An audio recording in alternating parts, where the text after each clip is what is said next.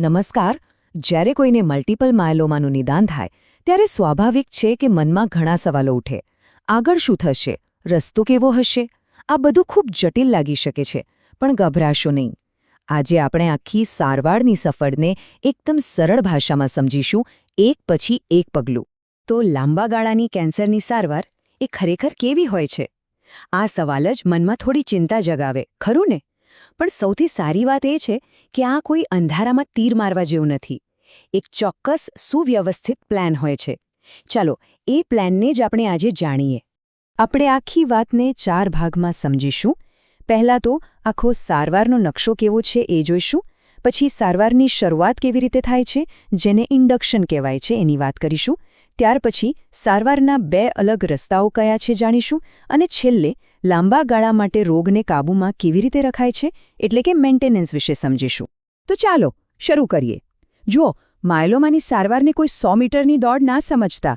એના કરતાં એ એક મેરેથોન જેવી છે, જેમાં 3 ખાસ અને બહુ જ મહત્વના તબક્કાઓ હોય છે. આ 3 તબક્કા છે: ઇન્ડક્શન, કોન્સોલિડેશન અને મેન્ટેનન્સ. ચાલો આને સરળ રીતે સમજીએ. ઇન્ડક્શન એટલે રોગ પર પહેલો અને જોરદાર હુમલો.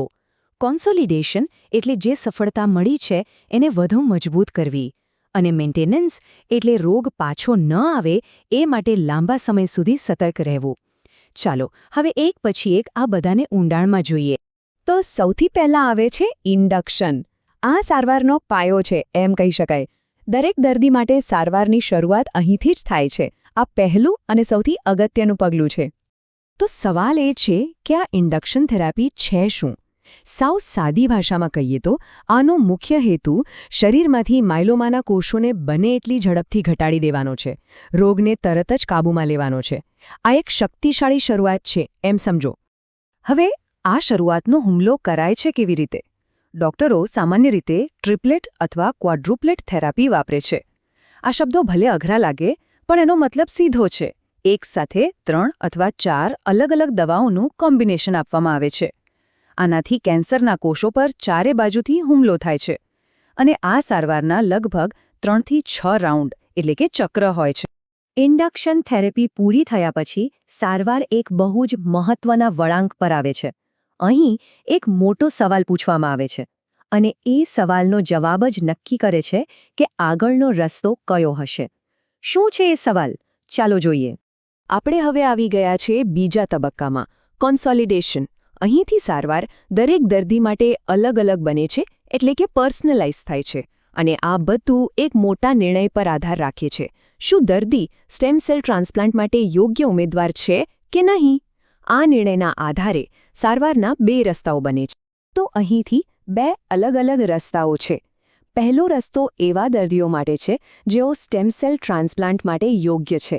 અને બીજો રસ્તો એવા લોકો માટે છે જેઓ ટ્રાન્સપ્લાન્ટ માટે યોગ્ય નથી. સામાન્ય રીતે દર્દીની ઉંમર અને એકંદર સ્વાસ્થ્યના આધારે આ નક્કી કરવામાં આવે છે. જો ટ્રાન્સપ્લાન્ટ શક્ય ન હોય તો દવાઓથી સારવાર આગળ વધે છે. જે લોકો ટ્રાન્સપ્લાન્ટના રસ્તા પર આગળ વધે છે એમના માટે પ્રોસેસ કેવી હોય છે? તો સૌથી પહેલાં દર્દીના પોતાના જ શરીરમાંથી સારા સ્ટેમ સેલ કાઢીને ભેગા કરવામાં આવે છે. પછી હાઈ ડોઝ કીમોથેરાપી આપીને માયલોમા કોષોનો નાશ કરાય છે. અને છેલ્લે પેલા ભેગા કરેલા સ્ટેમ સેલ પાછા શરીરમાં ચડાવવામાં આવે છે. આનાથી શરીરની રોગપ્રતિકારક શક્તિ ફરીથી મજબૂત બને છે.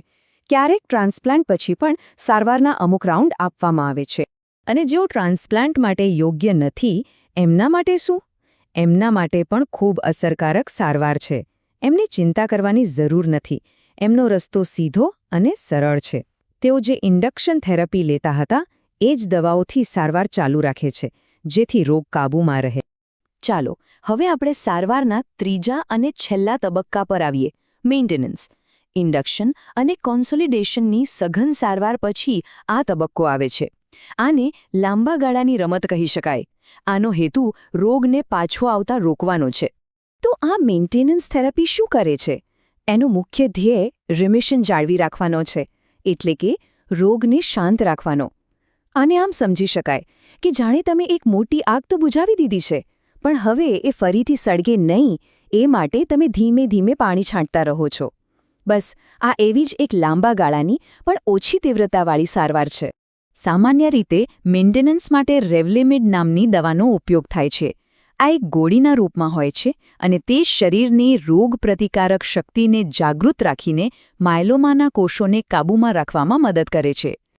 પણ એક વાત સમજવી જરૂરી છે. મેન્ટેનન્સ થેરેપી દરેક માટે એક સરખી નથી હોતી. એને પણ દર્દીની જરૂરિયાત મુજબ બદલી શકાય છે. દાખલા તરીકે, જો કોઈને હાઈ રિસ્ક માયલોમા હોય તો બીજી દવાઓ પણ ઉમેરી શકાય. અને જો કોઈ દવાની આડઅસર થતી હોય તો એનો ડોઝ ઓછો કરી શકાય અથવા બીજી કોઈ દવા પણ આપી શકાય છે. એટલે કે અહીં પણ ફ્લેક્સિબિલિટી હોય છે. આમ આખી વાત એક સંતુલન પર આવીને ઊભી રહે છે. એક બાજુ મેન્ટેનન્સ થેરાપીના ફાયદા છે. એ રિમિશનનો સમયગાળો લાંબો કરે છે અને ઓવરઓલ સર્વાઇવલ સુધારે છે. પણ બીજી બાજુ એના કેટલાક જોખમો પણ છે, જેમ કે દવાઓની આડઅસરો, જેનું ધ્યાન રાખવું અને મેનેજમેન્ટ કરવું ખૂબ જરૂરી છે. અને એટલે જ સૌથી અગત્યની વાત એ છે કે સારવારનો દરેક નિર્ણય ડૉક્ટર અને દર્દીએ સાથે મળીને લેવાનો હોય છે. સારવારના સંભવિત ફાયદા અને જોખમો વિશે પોતાની હેલ્થકેર ટીમ સાથે ખુલ્લીને ચર્ચા કરવી એ આખી સફરનો સૌથી મહત્વનો ભાગ છે. તો ચાલો આખી વાતનો સારાંશ જોઈ લઈએ. પહેલી વાત, માયલોમાની સારવાર એક નક્કી કરેલો રોડમેપ છે. બીજું, આ રોડમેપ દરેક માટે અલગ હોય છે, એને પર્સનલાઇઝ કરવામાં આવે છે.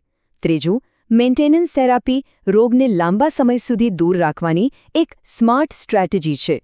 અને ચોથું અને સૌથી મહત્વનું, દરેક પગલે ડૉક્ટર સાથે ખુલ્લો સંવાદ રાખવો ખૂબ જ જરૂરી છે. અને હવે એક અંતિમ પણ બહુ મોટો સવાલ. જો રોગ કાબૂમાં છે તો સારવાર ક્યાં સુધી ચાલશે? ક્યારે બંધ થશે? આ એક એવો સવાલ છે જેનો જવાબ આજે દુનિયાભરના વૈજ્ઞાનિકો અને ડૉક્ટરો શોધી રહ્યા છે. સંશોધન સતત ચાલી રહ્યું છે કે ક્યારે અને કોના માટે સારવાર સુરક્ષિત રીતે બંધ કરી શકાય. અને આ જ વાત આપણને આશા આપે છે. વિજ્ઞાન આગળ વધી રહ્યું છે અને ભવિષ્ય વધુ ઉજ્જવળ બની રહ્યું છે.